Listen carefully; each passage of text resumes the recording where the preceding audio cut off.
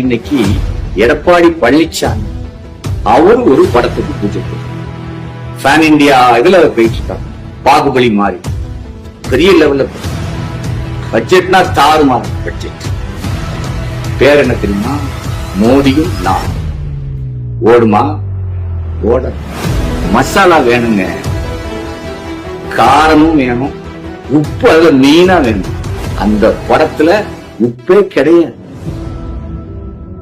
அத நான் ஏன்னு சொல்றோம்னா, காரத்துக்கும் உப்புக்கும் கண்டிப்பா ஒரு விலை உள்ளது.